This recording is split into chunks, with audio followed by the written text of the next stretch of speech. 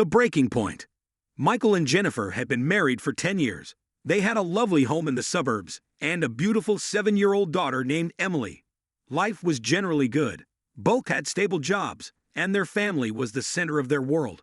Michael worked as a software engineer, and Jennifer was a marketing specialist at a reputable firm. However, like all marriages, theirs had rough patches. Jennifer's mother, Linda, had a habit of interfering in their personal affairs. She would drop by unannounced, offer unsolicited advice on parenting Emily, and often criticized Michael's choices. One Friday evening, after a particularly grueling week at work, Michael walked into the kitchen to find Linda rearranging their pantry. "Hello, Michael," Linda said without looking up. "Your spices are all mixed up. No wonder Jennifer's cooking lacks flavor." Michael clenched his jaw. "Hello, Linda. I didn't realize our spices were a problem." Jennifer entered the kitchen, sensing the tension. "Oh, Mom, you didn't have to do that," she said, placing grocery bags on the counter. "Nonsense." Linda waved her off. "I'm happy to help. Someone has to keep this place in order." Michael took a deep breath. "Jennifer, can I speak with you for a moment?" "Sure," she replied, glancing between him and her mother. They stepped into the living room. "Jen, this has to stop," Michael began, trying to keep his voice steady. She frowned. "What are you talking about?" "Your mother. She can't keep coming over here and rearranging our home, criticizing everything I do." "She's just trying to help," Jennifer said defensively. "You know how she is." "That's exactly the problem," Michael retorted. "She doesn't respect our boundaries. It's our home, not hers." Jennifer crossed her arms. "Why are you making such a big deal out of this?" "Because it's affecting our marriage," he replied, his frustration mounting. "I feel like a guest in my own house."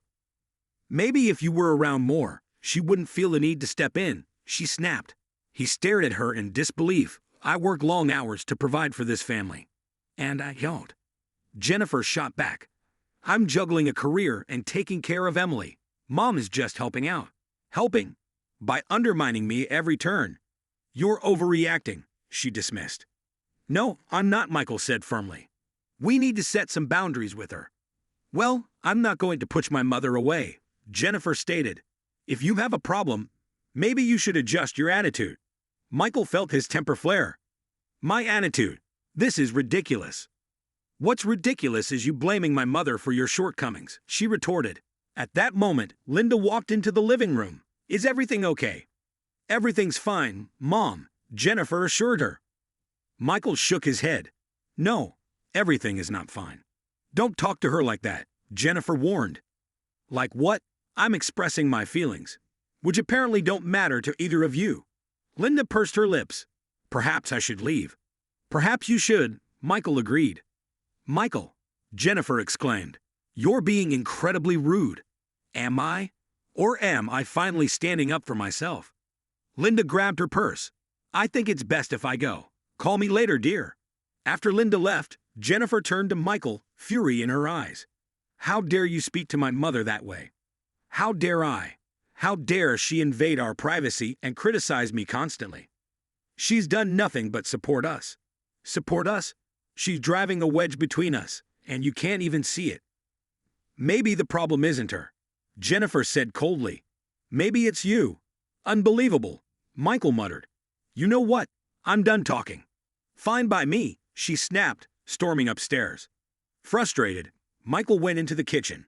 Seeing the dishes Linda had rearranged, he lost control and swept them off the counter. The crash of breaking china echoed through the house. Jennifer rushed back down. "What is wrong with you?" "What's wrong with me? I'm tired of being disrespected in my own home." "You're acting like a child." He glared at her. "And you're blind to what's happening right in front of you." They stood facing each other, the tension thick.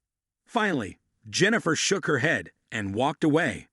For the next week, they barely spoke. Conversations were limited to necessities, and the household was filled with an icy silence. Emily sensed the change, her usual cheerful demeanor subdued. One afternoon at work, Michael received a call from a co-worker of Jennifer's, a man named Mark. "Hey, Michael," Mark began hesitantly. "I know it's not my place, but I thought you should know something."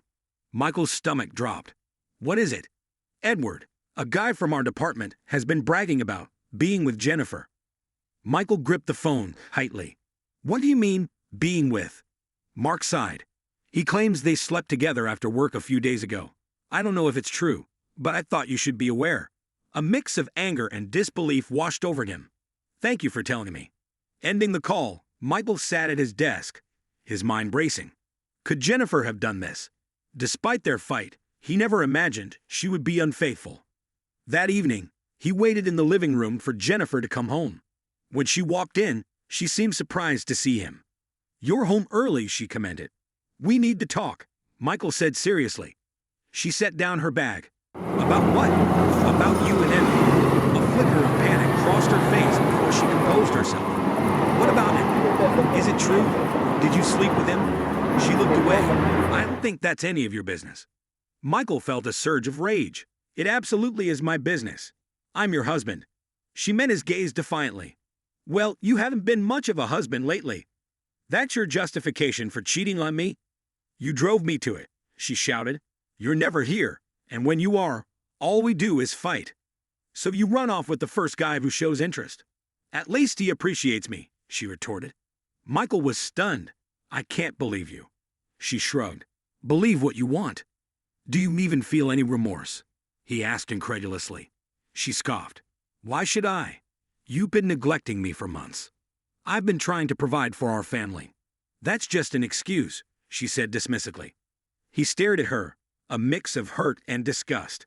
"I thought I knew you." "Maybe you never did," she replied coldly. He took a deep breath. "What about Emily? How do you think this will affect her?" "Don't bring her into this," Jennifer warned. "She deserves better than this," Michael said. "She deserves parents who respect each other." "Then maybe you should have thought of that before you started this fight," she accused. He shook his head. "I'm not doing this anymore. I want a divorce." "Fine," she said without hesitation. "Maybe it's for the best." Over the following weeks, they began the painful process of separation. Michael moved into a modest apartment nearby to remain close to Emily. They agreed on joint custody, both wanting to minimize the impact on their daughter.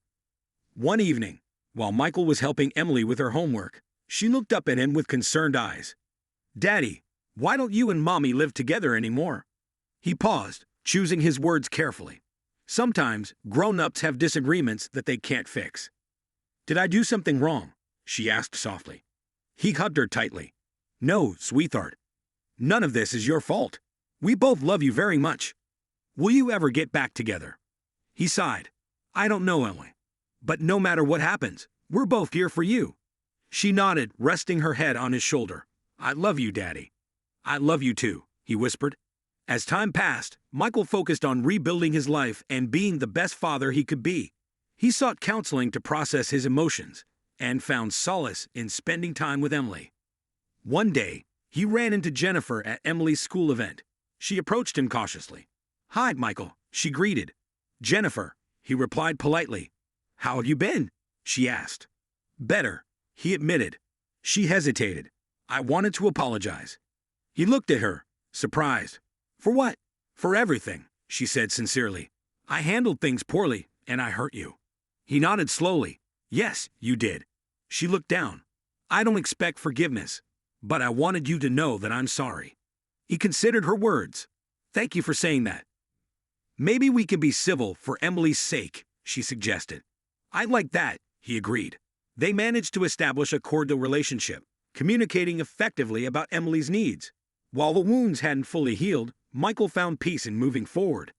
Months later, he learned that Jennifer and Edward's relationship had ended. It brought little satisfaction.